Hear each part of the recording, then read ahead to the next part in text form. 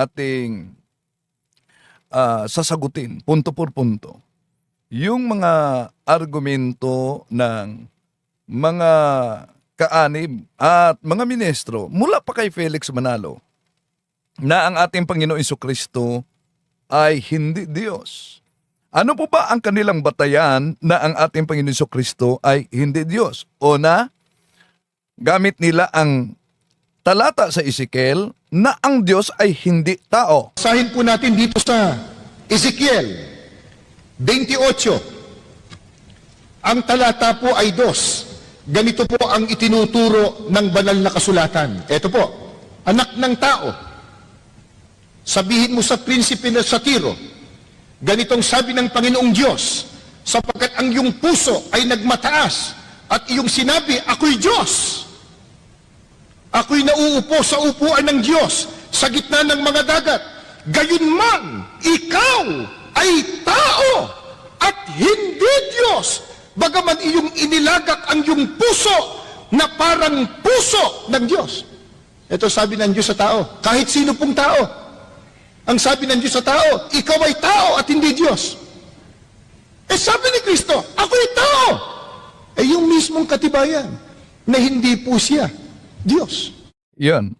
Magamit ba ang Ezekiel Kapitulo 28, versikulo 2 bilang katibayan na ang ating Panginoon Jesucristo ay hindi Diyos dahil sa pahayag niya sa Juan Kapitulo 8:40 na ano ang sabi ng ating Panginoon Jesucristo? Mapatutunayan daw ba talagang si Kristo ay tao?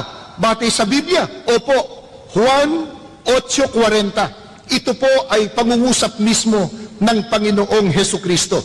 Ito po, ngunit, ngayoy pinagpipilitan ninyong patayin ako na isang taong nagsasalita sa inyo ng katotohanang narinig ko sa Diyos.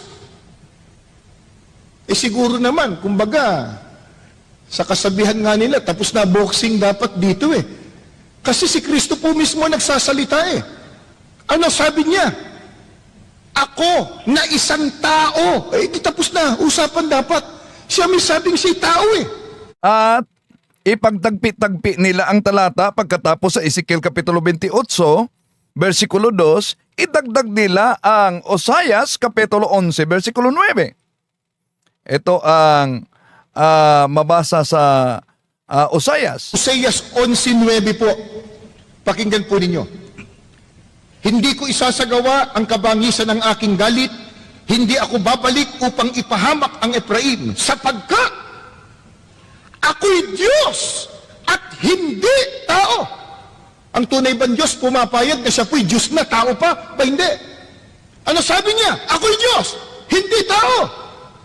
Nung basahin ko ito minsan, kapatid na Joel, may nagsabi, wala naman siya sinabi dyan na hindi siya payag ang tanong, yung bang sabi niyang ako'y Diyos, hindi tao, payag ba siya? Yung bang hindi payag? Sagot kayo. Hindi po. Hindi. Ang sabi ng Diyos, ako'y Diyos, hindi tao. Yung tao, sabi ng Diyos, ikaw ay tao, hindi Diyos. Anong sabi ni Kristo? Ako'y tao na nagsasabi ng katotohanan narinig ko sa Diyos. Yun ang katibayan. Isa sa mga katibayan na hindi po si Kristo ang tunay na Diyos. Ngayon, gamit itong mga talatang pinagtagpi-tagpi nila mga kapatid, paano ninyo sasagutin? Dahil po ba ginamit ang Juan Kapitulo 8, versikulo 40 na sinabi ng ating Panginoong Hesus, datapuat, ngayoy pinagsisikapan ninyo akong patayin na taong sa inyo'y nagsalaysay ng katotohanan na aking narinig sa Diyos.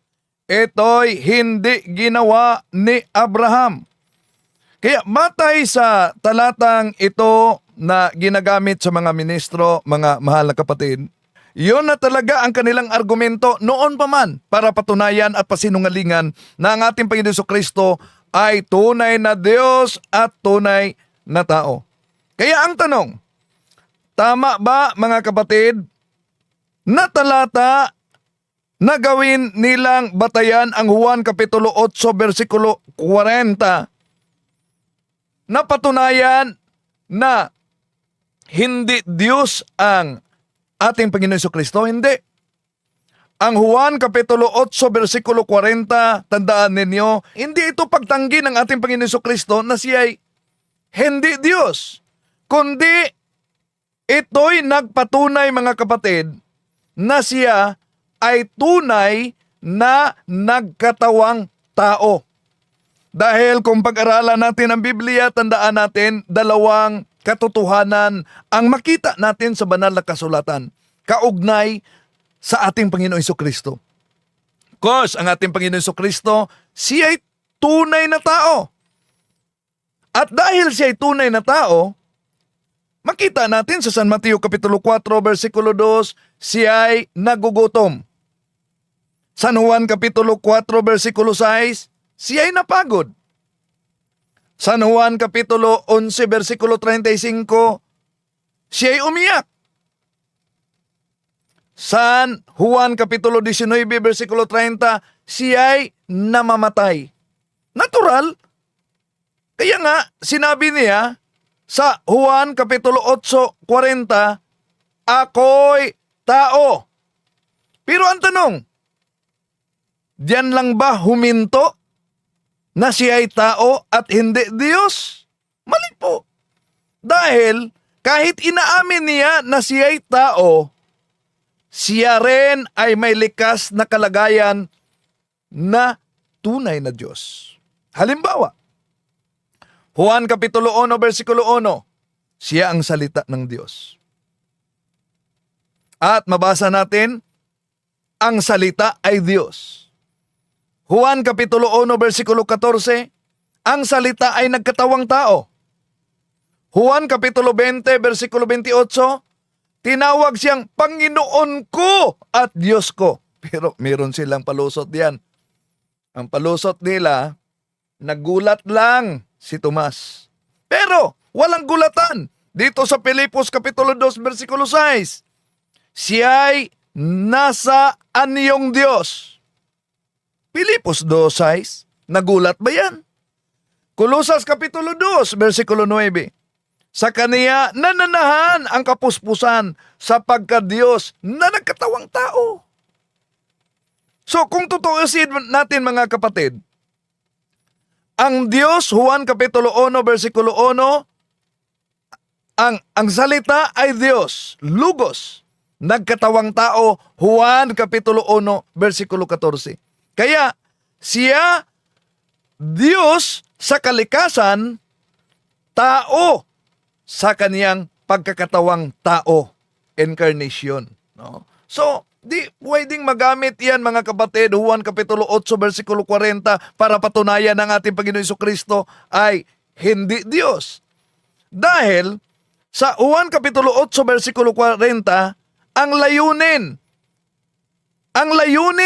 ang pakay ng ating Panginoon Jesucristo, ang gustong ipahayag niya kaugnay sa Juan Kapitulo 8, versikulo 40. Bakit siya nagkatawang tao? Bakit siya tunay tao? Upang mamatay para sa kasalanan natin, Hebreo Kapitulo 2, versikulo 14. Hindi maaaring mamamatay ang Diyos, mga kapatid. Kaya kailangan niyang maging tao. Hypostatic union. Both human and divine. Hindi yan pwede maghiwalay. Kaya ang Diyos ay namatay sa second persona dahil ang namatay ay ang divine person. Hindi yung nature lang. No? So upang kanilang pasinungalingan yan, mga kapatid, ang kanilang interpretasyon, Juan 8:40, sapat na daw umano para patunayan na si Kristo ay hindi Diyos. Kaya nga sinabi ni Arnel Tumanan na kung sa boxing lang umano, tapos na ang boxing. Tapos na nga ba ang boxing para sa kanilang interpretasyon? Parang ganito lang. No? Ganito lang. Halimbawa, ang presidente, noon si dating Pangulong Rodrigo Duterte, nakita niyo ba, nakasuot siya ng uniforme ng sundalo. Dahil si Duterte nakasuot noon ng uniforme ng sundalo, ibig bang sabihin, hindi na siya presidente? Dahil nakasuot siya ng uniforme, nakabihis siya, bihis sundalo? Hindi. Nanatili siyang presidente kahit nagbihis sundalo siya upang gampanan ang kanyang misyon. Ganon din si Kristo. Diyos siya na nagkatawang tao upang iligtas tayo. Ngayon, ang panglito nila kasi na katanungan mga kapatid, alam nyo, kung iisang Diyos ang Ama, kung Diyos si Jesus, ilan ngayon ang iisang Diyos? O nga ano, yun ang panlito nilang katanungan. Kaya, gamit nila ang talata, eto ba to? Isang tanong pa, kapatid na Arnel, paano ninyo patutunayan na si Kristo ay tao at hindi kapantay ng Diyos? Ang ating Panginoong Jesucristo ay ginawang isang tagapamagitan. Mamaya, ating talakayin ng ginawang taga-pamagitan. Etong Juan Kapitulo 17:1-3, ginagamit din nila para patunayan na hindi Diyos si Kristo dahil pinatunayan niyang may tunay na Diyos ang Ama. Iisang Diyos. Kaya kung pinatunayan niya na may iisang Diyos at kung ituro ninyo mga Katoliko na si Kristo ay Diyos, ilan ang iisang Diyos? Hanggang po natin sa 1:17:1-3. Ang mga bagay na ito ay sinalita ni Jesus. At sa pagtingala ng kanyang mga mata sa langit, ay sinabi niya, Ama, dumating na ang oras. Luwalhatiin mo ang iyong anak upang ikaw ay luwalhatiin ng anak. At ito ang buhay na walang hanggan, na ikaw ay makilala nila na iisang Diyos na tunay at siyang iyong sinugo sa makatuwid bagay si Jesucristo. Yan. Sa mga tuwid bagay si Jesucristo. So, therefore, dahil may iisang Diyos sa Juan 17:1-3, kung si Kristo'y Diyos din, ilan na ngayon ang iisang Diyos? Mga kapatid, kung ating pag-aralang mabuti ang Biblia, ayon sa Juan Kapitulo 17:1-3, totoo naman na talaga, hindi naman tayo nagturo na may tatlong Diyos, merong dalawang Diyos, merong iisang Diyos. At yun pinakilala din ng ating Panginoon Jesucristo ang Ama. Pero ibig ba sabihin na dahil sinabi ng ating Panginoon Jesucristo, ikaw ang iisang tunay na Diyos? Anong karugtong? At si Jesucristo na iyong sinugo. Ito ang problema sa mga modernong Arianism, mga kapatid. Nagka-problema sila dito sa interpretasyon. Pero alam nyo, hindi ito problema sa pananampalatayang Kristiyano. Bakit? Dahil sa pananampalatayang Kristiyano, sa simbahang Katoliko, ang Ama, ang pinagmulan, origin, source ng pagka-Diyos. So, pero tinatawag ba ang ating Panginoon Jesucristo na Diyos din sa Biblia? Hindi dahil ibang Diyos, kundi dahil si Jesus ay kaisa sa pagka-Diyos ng Ama. Hindi hiwalay sa pagka-Diyos, hindi ibang Diyos. Kaya nga, sa Juan Kapitulo 1:1, ang salita ay Diyos. Juan 1:14, at ang salita ay naging tao. Tinatawag din siya sa Hebreo Kapitulo 1:8, tinawag siya ng Ama na Diyos, ang iyong trono o Diyos. At sa unang Juan Kapitulo 5:20, siya ay tunay na Diyos at buhay na walang hanggan. So ngayon, paano natin i-reconcile? Paano natin ito nagkakasundo? Iisa ang tunay na Diyos. Iisa ang tunay na Diyos. Ito ba'y contradict na sa aral kung Diyos ang ating Panginoon Jesucristo? Hindi. Totoong iisa ang tunay na Diyos sa kalikasan. Pero ang binanggit sa Juan 17:1-3, dalawa ang persona na tinutukoy diyan, Ama at ang Anak. Hindi dalawang Diyos. Isang Diyos na may dalawang persona. Gaya sa araw. Isang araw. Pero tingnan nyo, ang araw. Merong liwanag, merong init. Hindi dalawa ang araw, kundi iisa lang ang araw na nagbigay ng liwanag at nagbigay ng init. Ano ang ibig sabihin? Sa Juan Kapitulo 17, 1-3 na sinabi diyan, di naman talaga mabasa letra por letra na sinabi ng ating Panginoon Jesucristo, ako ay Diyos. Pero hindi din mabasa letra por letra na sinabi ng ating Panginoon Jesucristo, ako ay hindi Diyos. Kundi sinabi niya, ang Ama ang bukal na pinagmulan. Yun ang ibig sabihin. At pangunahing pagkakailanlan sa pagka-Diyos, mga kapatid. At ang ating Panginoon Jesucristo, ang Anak, ay sinugo sa mundo bilang tao.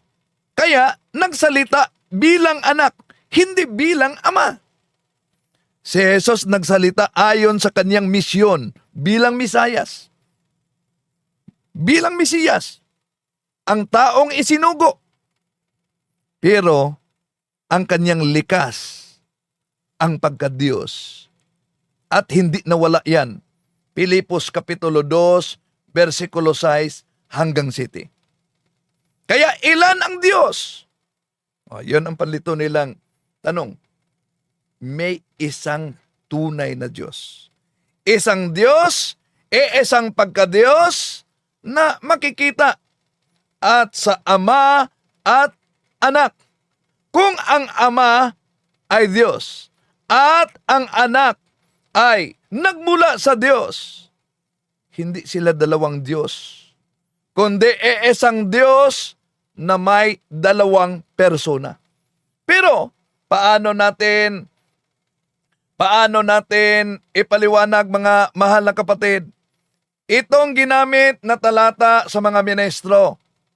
Dahil kanilang ugnay ang Juan Kapitulo 8, versikulo 40. Na ano ang mabasa? Sa Juan 8:40, inaamin na siya na siya ay tao. At pinagdugtong ang Oseas Kapitulo 11, versikulo 9. Na ano? Oseas 11:9. Na ang Diyos ay hindi tao. Eto, pakinggan natin ang pahayag ng ministro. Oseas 11:9 po. Pakinggan po ninyo. Hindi ko isasagawa ang kabangisan ng aking galit. Hindi ako babalik upang ipahamak ang Efraim, sapagkat ako'y Diyos at hindi tao. Ang tunay bang Diyos pumapayag na siya po'y Diyos na, tao pa? Ba hindi? Ano sabi niya? Ako'y Diyos, hindi tao. Nung basahin ko tumisang, kapatid na Joel, may nagsabi, wala naman siya sinabi diyan na hindi siya payag ah. Ang tanong, yung bang sabi niyang ako'y Diyos, hindi tao, payag ba siya? Yung bang hindi payag? Sagot kayo. Hindi. Hindi. Ang sabi ng Diyos, ako'y Diyos, hindi tao. Yung tao, sabi ng Diyos, ikaw ay tao, hindi Diyos. Anong sabi ni Kristo? Ako'y tao na nagsasabi ng katotohanan ng narinig ko sa Diyos. Yun ang katibayan. Isa sa mga katibayan na hindi po si Kristo ang tunay na Diyos. Yan. Isa sa katibayan umano. Pagtagpi-tagpi nila ang Oseas Kapitulo 11, versikulo 9, Juan Kapitulo 8, versikulo 40, dahil sinabi ng ating Panginoon Jesus na ngunit kayo'y kapan ninyong patayin ako, isang taong nagsasabi sa inyo ng katotohanang narinig ko sa Diyos. At yung Oseas 11:9, ang Diyos ay hindi tao. Kaya malinaw sa konklusyon nila umano na si Kristo'y hindi Diyos. Mali, mga kapatid. Una, ang Katoliko, tinanggap natin ang ating Panginoon Jesucristo'y tunay na tao. Pero hindi hanggang dyan. Tunay na tao, tunay na Diyos. Hypostatic union. Ang talata na ginagamit nila, Oseas Kapitulo 11, versikulo 9, hindi ito tinatanggi, mga kapatid, na si Kristo'y hindi Diyos. Iba ang konteksto yan. At yung pagkatunay na tao ng ating Panginoon Jesucristo, sa hypostatic nun, yun, hindi yan itinatanggi din ng sino mang mga Kristiyano na naniniwala sa divinity of our Lord Jesus Christ. Kasama sa paniniwala na siya ay tunay na tao at siya din ay tunay na Diyos. Yun ang paniniwala sa hypostatic union, mga kapatid. Pero, ngayon, binasa nila na ang Diyos ay hindi tao. Tingnan natin, mga kapatid, ang mabasa diyan. Una, yung anong ibig sabihin nitong ginagamit nila sa Oseas Kapitulo 11, versikulo 9, na ako'y Diyos, hindi tao. Hindi ito tumutukoy sa ating Panginoong Jesucristo o sa doktrina ng inkarnasyon, yung pagkakatawang tao. Ang konteksto sa Oseas Kapitulo 11 ay patungkol ito sa ugali. Patungkol ito sa pagpaparusa, hindi patungkol sa kalikasan. Ang sinabi diyan, sapagkat ako ay Diyos at hindi tao. Banal ako at hindi darating na may puot. Ibig sabihin, mga mahal na kapatid, ang Diyos ay hindi tulad ng tao na pabigla-bigla, padalos-dalos. Hindi nito sinasabi, hindi maaaring magkatawang tao ang Diyos. Wala namang binanggit kaugnay diyan, di ba? Ito'y tulad sa pagkasabi, ang Diyos ay hindi tulad ng tao sa paraan ng paghatol. Hindi ito pagdeklara, mga kapatid, na imposibleng maging tao ang Diyos kung gustuhin ng Diyos. At yun talaga ang ginusto niya. Kaya may incarnation. Pero paano natin ipaliwanag yung paggamit nila din sa Ezekiel Kapitulo 28:2? Basahin po natin dito sa Ezekiel 28. Ang talata po ay 2. Ganito po ang itinuturo ng banal na kasulatan. Ito po, anak ng tao, sabihin mo sa prinsipe na sa Tiro, ganitong sabi ng Panginoong Diyos, sapagkat ang iyong puso ay nagmataas at iyong sinabi, ako'y Diyos.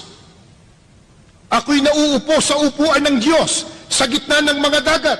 Gayunman, ikaw ay tao at hindi Diyos. Bagaman iyong inilagak ang iyong puso na parang puso ng Diyos.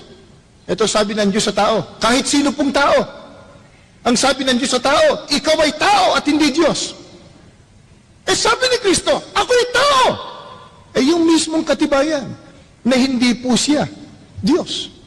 Yan. Yun daw ang katibayan, mga kapatid. Ezekiel 28:2. Totoo ba na ang Ezekiel 28:2 ay katibayan na ang ating Panginoon Jesucristo ay hindi Diyos? Hindi automatikong pwedeng gamitin ang Ezekiel Kapitulo 28:2, mga kapatid, bilang patunay na hindi Diyos si Jesus. Dahil ibang-iba ang konteksto sa Ezekiel Kapitulo 28, versikulo 2. Ang nilalaman sa Ezekiel Kapitulo 28, versikulo 2, mga kapatid, at ang gamit sa pahayag na ito ay pagkumpara sa mga pahayag tungkol sa isang tao na prinsipe ng Tero. Sino ang tinutukoy sa Ezekiel? Ikumpara natin sa ating Panginoong Hesus. Ezekiel Kapitulo 28:2 sa talata, because Bible must be interpreted according to the context in which it emerged. Una, ang konteksto diyan ay ang prinsipe ng Tero. Sino ba yung prinsipe ng Tero na yan? Ano ba? Ang taong yan, siya ay isang pinuno. Pero, batay sa Ezekiel Kapitulo 28, versikulo 2, siya ay nagmamataas nag-aangkin na parang Diyos. Yon ang Ezekiel Kapitulo 28:2. Sapagkat ang iyong puso ay nagmamataas. At iyong sinabi, ako ay Diyos. Ako'y nauupo sa upuan ng Diyos. Ngunit ikaw ay tao lamang at hindi Diyos. Bagaman, inakala mong ikaw ay Diyos. Yun ang mabasa, mga kapatid. So, mali ang inaangkin niya. Tao siya, pagkatapos nagkunwaring Diyos. Kaya sinabi ng Diyos, ikaw ay tao at hindi Diyos. Di ba? Oh. So, maling gamitin. Ito ay pagsaway sa isang taong nag-aangkin ng pagiging Diyos kahit hindi naman siya Diyos. Hindi ito batas na pagsasabihing lahat ng nagsasabing Diyos, sila ay hindi na din Diyos ang tao na yan. Hindi ganyan ang kahulugan, mga kapatid. Bakit hindi pwedeng ilapat ang Ezekiel 28:2 sa ating Panginoong Hesus? Dahil ang Ezekiel na ginamit ng ministro 28:2 ay hindi ito tumutukoy sa ating Panginoong Hesus. Ang Ezekiel Kapitulo 28, out of context sila, versikulo 2, ay tumutukoy sa prinsipe ng Tiro. Ang prinsipe ng Tiro ay makasalanan, nagmamataas, umaangkin sa kapangyarihan ng Diyos. Isang pinuno sa panahon ni Ezekiel. Pero kumpara natin sa ating Panginoong Hesus. Si Hesus na ating Panginoong Diyos nagpakumbaba, Filipos Kapitulo 2 versikulo 6 hanggang 8. Walang kasalanan. Unang Pedro Kapitulo 2 versikulo 22. At dumating sa kalooban ng Ama. Hindi nagkunwaring Diyos para umangat. Kabaliktaran talaga sa prinsipe ng Tero. Di ba? Although, gusto sila letra por letra, may mabasa ba sa Biblia na inaamin ni Kristo na siya ay Diyos? Alam niyo, kung gusto kayo letra por letra, ang daming mga version na ngayon. Pero sa ibang mga talata sa Biblia, sa ibang salin sa Biblia, mga kapatid, hindi natin mabasa sa ibang salin ang eksaktong salita ng ating Panginoong Hesus na ako ay Diyos.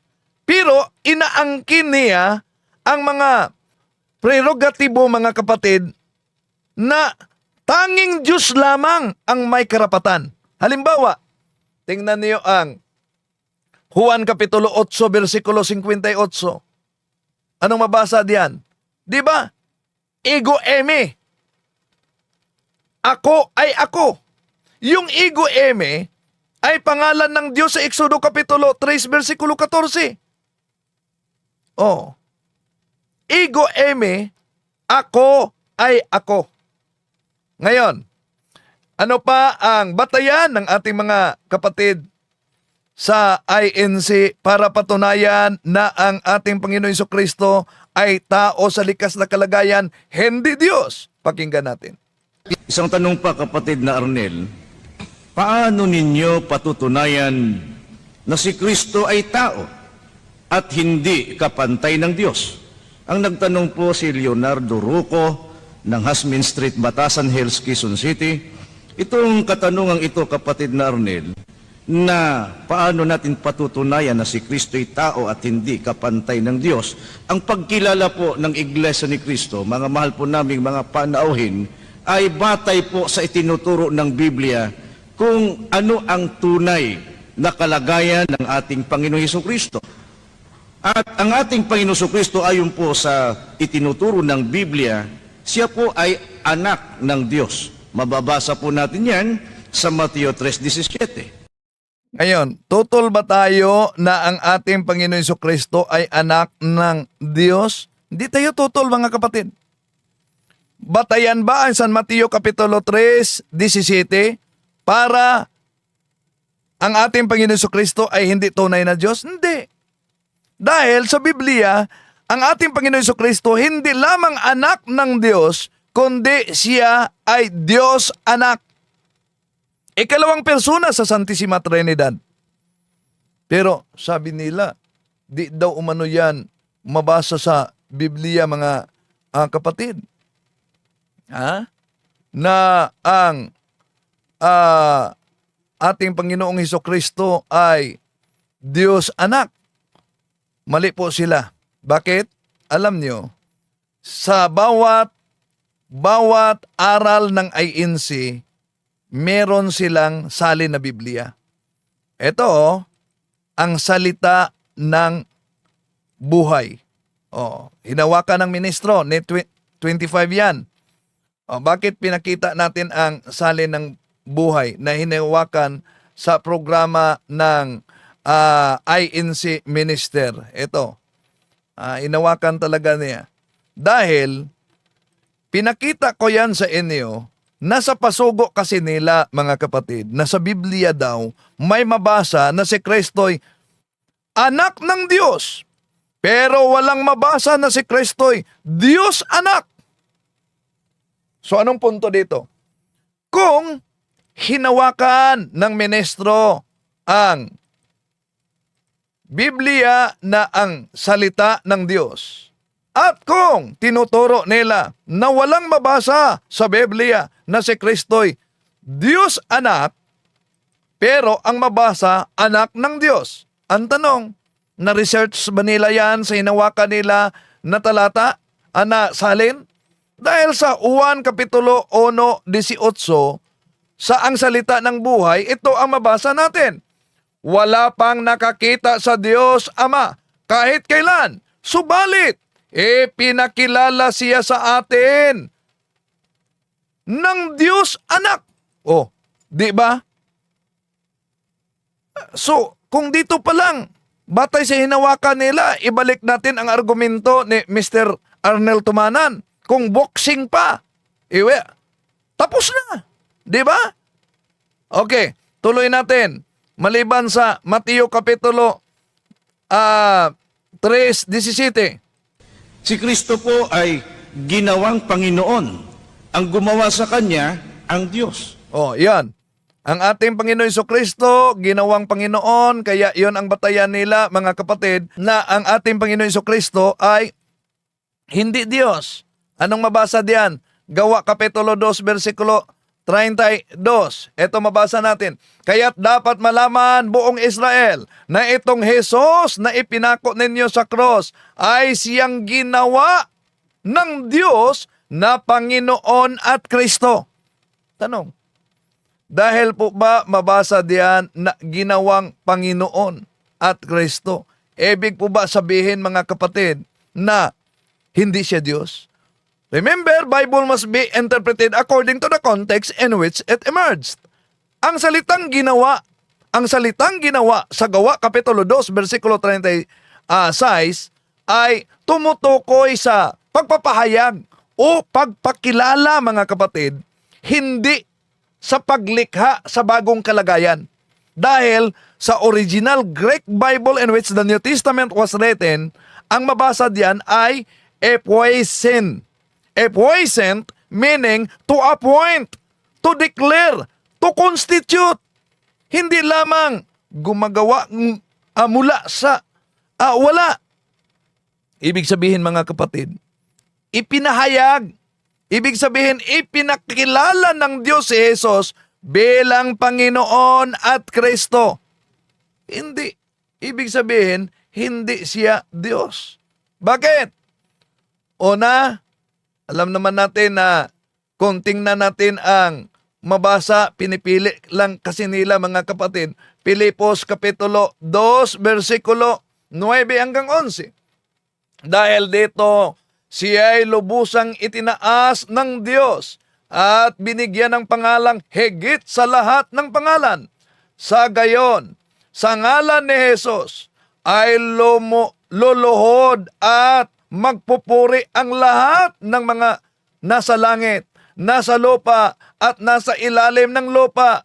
At ang lahat ay magpapahayag na si Hesukristo ay Panginoon sa ikaluluwalhati ng Diyos. Ang ating si Kristo ay Panginoon.